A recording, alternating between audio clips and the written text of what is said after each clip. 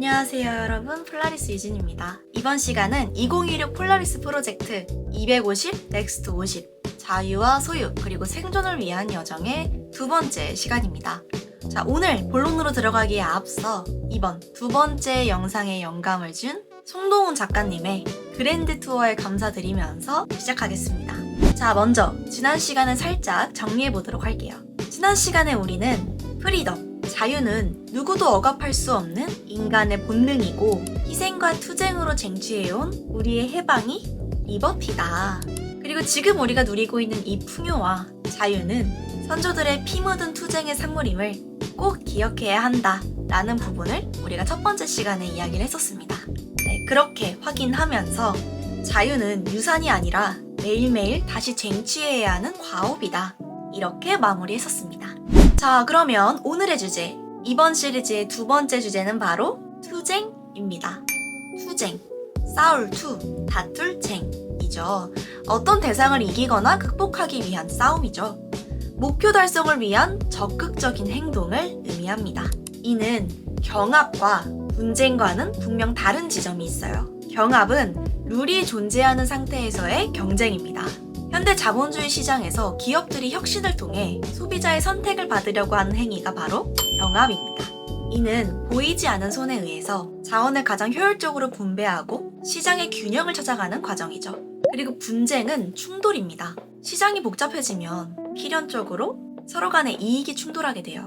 노사 갈등, 기업 간의 특허 소송, 이런 게 분쟁이죠. 하지만 현대 사회에서의 분쟁은 칼을 들고 싸우는 게 아니라 법이라는 제도와 협상 테이블 위에서 대화와 타협을 통해 해결됩니다. 즉, 시스템 안에서 다양성을 조정하는 과정이죠. 자, 그렇다면 자본주의라는 시스템이 존재하지 않았던 과거, 즉 과거에 왕이나 절대자 혹은 군주가 지배하던 시대에는 왜 경합이나 분쟁이 아닌 적극적인 행동, 즉 투쟁이 필요했을까요? 가장 큰 이유는 당시 상대해야 했던 절대 권력, 국가 혹은 군주는 애초에 룰을 지키지 않는 룰 위에 군림하는 존재였기 때문입니다. 왕이 너의 재산과 생명을 내놔라 라고 명령할 때 거기에는 공정한 경합도 불가능하고 대화와 타협을 통한 분쟁의 해결도 불가능합니다. 오직 순응할 것인가 아니면 목숨을 걸고 적극적인 행동, 즉 투쟁할 것인가의 선택지만 남죠.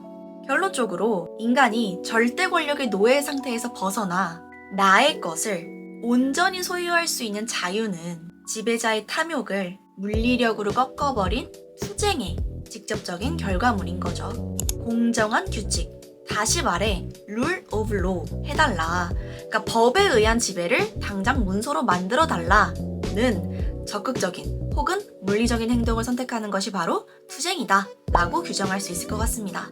과거의 선조들이 투쟁이라는 피 묻은 적극적인 행동을 통해 권력자의 손발을 묶어 법의 지배를 확립해 주었기 때문에 비로소 오늘날 우리는 피를 흘리지 않고도 시장에서 평화롭게 경합하고 법에 근거하여 합리적으로 분쟁을 해결할 수 있는 번영의 시스템을 누리게 된 겁니다. 자본주의 250년 역사의 위대함은 바로 이 야만적 투쟁을 문명적 경합으로 승화시킨 데 있습니다. 그리고 앞에서 말한 노예 상태에서 벗어나 나의 것을 온전히 소유할 수 있는 자유, 그러니까 사유재산의 보장이 바로 자본주의의 핵심 중의 핵심이죠. 내가 노력해서 얻은 부를 타인, 특히 절대 권력을 쥔 국가나 군주로부터 빼앗기지 않을 권리를 말하는 거죠. 권력자는 본능적으로 세금을 거두고 자원을 독점하려고 합니다. 따라서 자유를 얻는다는 것은 곧 내 재산과 생명을 앗아가려는 절대 권력의 자의적 지배에 맞서 싸우는 것을 의미합니다. 즉, 자유와 시장 경제는 경합이나 분쟁의 결과물이 아니라 지배자의 탐욕에 노라고 외치며 피를 흘린 자들의 처절한 투쟁이 남긴 전리품입니다. 이것이 바로 자유와 투쟁이 동전의 양면일 수밖에 없는 이유죠. 그런데요, 여러분들, 왜 역사 속에서 자유와 투쟁의 주인공은 동양보단 서양이었을까요? 문명의 출발은 동양이 빨랐으나 왜 자본주의라는 거대 시스템은 서양에서 완성되었을까요? 그건 지리적 환경과 권력의 분산 때문인 걸로 보여집니다. 중국을 비롯한 동양은 황하강이나 양쯔강 같은 거대한 강을 중심으로 치수 사업이 필수적이었습니다. 치수 사업을 위해 거대한 인력을 동원해야 했던 중국 등 동양 문명은 일찍이 거대한 단일 제국과 강력한 관료제를 구축했습니다. 완벽하게 집중된 권력 앞에서 상인이나 시민 계급은 자립할 수 없었고 사유재산 역시 황제의 자비에 기대야만 했었죠. 반면 유럽은 알프스 산맥과 피레네 산맥, 그리고 복잡한 해안선, 어떻게 보면 동양에 비해 상대적으로 척박한 토지 등으로 인해서 수백 개의 작은 영지나 국가로 쪼개져 하나의 거대한 제국으로 통일되기 어려운 지리적 조건을 가졌습니다. 수많은 고만고만한 국가와 영주들이 쪼개져 살아남기 위해 끝없는 무한 생존 경쟁을 벌였어요. 그게 서구 역사가 걸어온 길이잖아요. 군주들은 전쟁 자금을 마련하기 위해 상인과 금융가들에게 의존해야 했고, 이 과정에서 상인들은 자금 지원의 대가로 군주로부터 신변의 안전, 재산권 보장, 자치권을 얻어냈습니다. 권력의 분산이 만들어낸 국가 간 생존 경쟁이 상인 계급의 자유를 잉태한 것이죠. 자유가 자라날 토양을 제공한 거죠. 여기서 잠깐. 서양 자유주의 투쟁과는 그 결이 다르지만 동양에서도 기원전 훨씬 전에 맹자의 역성혁명이 존재했죠. 겉보기엔 폭군에 대한 저항이라는 점에서 같아 보일 수는 있지만 역성혁명의 한계는 왕을 교체하는 거죠. 이건 경우에 따라선 또 다른 권력 투쟁의 명분일 수도 있지 않을까요? 내 재산과 자유를 지켜주는 것은 제도나 법이 아니라 새로운 왕자에 앉는 성군의 어진 마음과 도덕성 같은 선의에 기대야만 했습니다. 만약 다음 때에 다시 폭군이 등장하면 백성들은 또다시 모든 것을 빼앗기고 새로운 역성혁명을 기다려야 하는 악순환에 빠졌습니다. 하지만 서양의 자유주의 투쟁은 계약에, 그리고 제도에, 그리고 시스템에 집중됩니다. 즉, 코드죠. 인간의 선의를 믿지 않았어요. 서양은 권력의 제한과 시스템의 방점이 있습니다. 왕이 천사든 악마든 상관없이 누가 왕자에 앉더라도 함부로 개인의 재산과 생명을 건드릴 수 없도록 손발을 묶어버리는 계약서를 강제하는 데 목적이 있었습니다. 서구의 관념은 사람을 바꾸는 것이 아니라 권력이 작동하는 시스템, 그러니까 룰 자체를 근본적으로 뜯어 고친 것이죠. 이것이 동양의 역성혁명이 도달하지 못한 서양 자유주의 투쟁의 가장 위대한 성취입니다. 자, 여기까지 도달하면 또 이렇게 연결도 가능하죠. 절대 권력으로부터 자유를 쟁취하고, 그러니까 반지의 제왕이죠. 사람이 아니라 시스템에 집중하는 바로 비트코인입니다. 자유를 향한 투쟁의 여정은 절대 반지를 봉인하는 과정이고, 지도자의 선의와 악의와 관계없이 인간의 개입을 배제한 시스템, 즉 수학적 코드의 방점이 찍힌 비트코인. 자유를 향한 투쟁과 반지의 제왕, 그리고 비트코인까지 연결되는 거 아닐까요? 다시 돌아와서 그럼 서구의 역사에서 자유를 향한 투쟁의 시작은 언제였을까요? 자유를 향한 인류의 투쟁은 하루아침에 이루어지지 않습니다. 자, 거슬러 올라가 고대 그리스 아테네의 민주주의나 로마 공화정에서 그 희미한 기원을 찾을 수 있어요. 그들은 최초로 시민이라는 개념을 탄생시켰고 독재를 막기 위한 공화정의 기틀을 마련했습니다.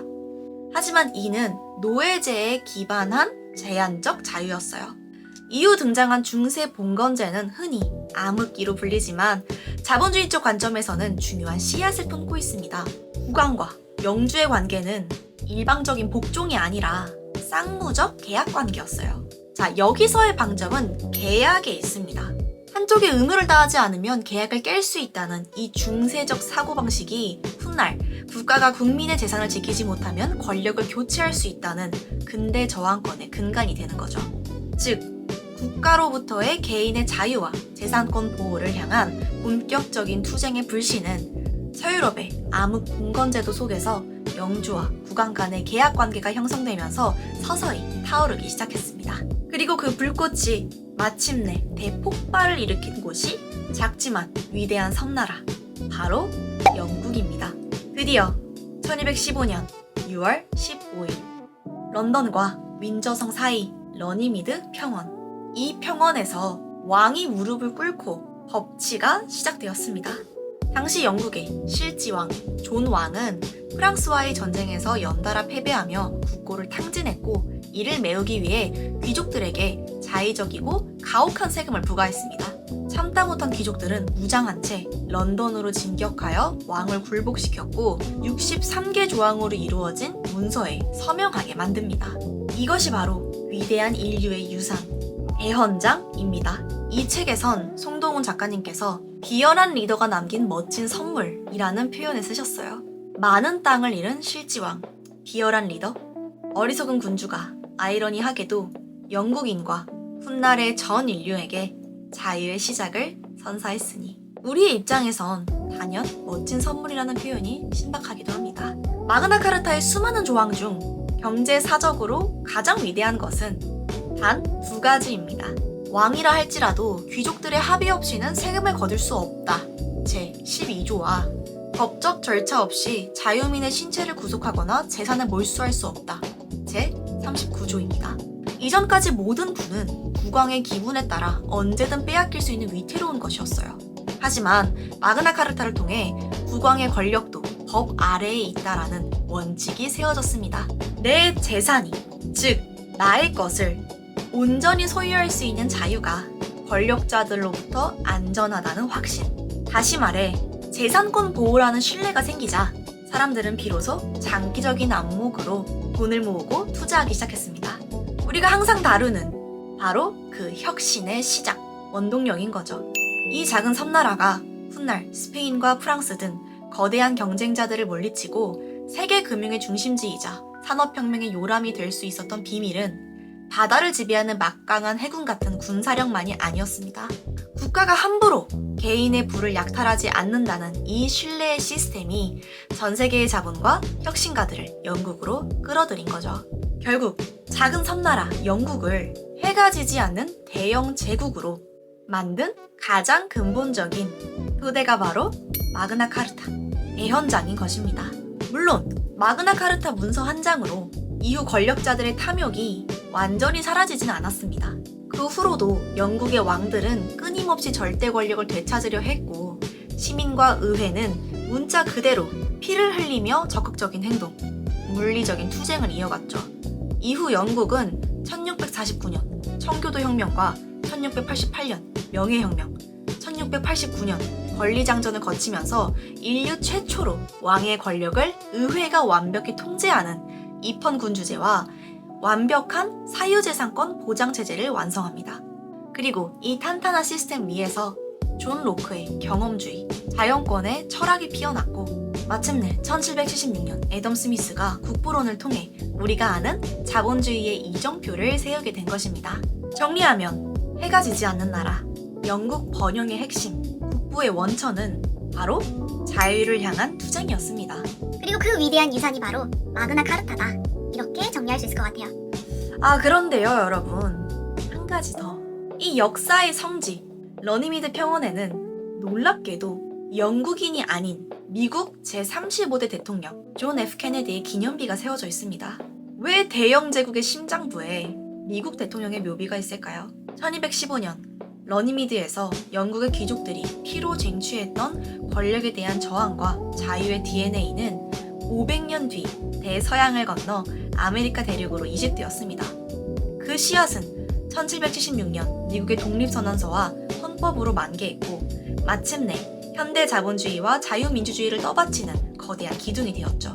1965년 엘리자베스 2세 여왕은 냉전의 최전선에서 공산주의라는 새로운 절대 권력에 맞서 자유세계를 수호하다 암살당한 케네디를 추모하며 이 러니미드 평원의 땅 1에이커를 미국의 영구히 기증했습니다.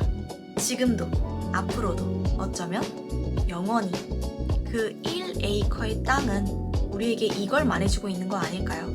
자유는 결코 공짜로 주어지지 않으며 한 번 쟁취했다고 영원히 유지되는 것도 아니다. 권력의 횡포에 맞서는 투쟁의 역사는 1215년 영국에서 시작되어 1776년 미국으로, 그리고 오늘날 자유를 갈망하는 전 인류에게로 지금도 앞으로도 어쩌면 영원히 계속해서 이어질 것이다. 자, 우리는 지금까지 경합과 분쟁 그리고 투쟁의 개념을 정리했고, 그 투쟁을 통해 쟁취해낸 나의 것을 온전히 소유할 수 있는 자유와 영국의 위대한 유산이자 인류의 유산인 러니미드 평원의 마그나 카르타, 그리고 존 F 케네디까지. 또 동양과 서양의 투쟁을 비교하면서 반지의 제왕과 비트코인까지. 이 모두 자유를 향한 숭고한 투쟁의 여정이라고 생각합니다. 자유와 투쟁. 이번 시간 어떠셨나요? 다음 시간은 1776 오리진, 위대한 약속, 미국의 독립과 시장의 탄생편으로 다시 찾아뵙겠습니다. 그리고 제가 아래의 댓글창에 러니미드 평원의 마그나 카르타 기념비 원문과 케네디 기념비 비문의 원문을 남겨두도록 하겠습니다. 오늘 영상도 시청해주셔서 감사드립니다.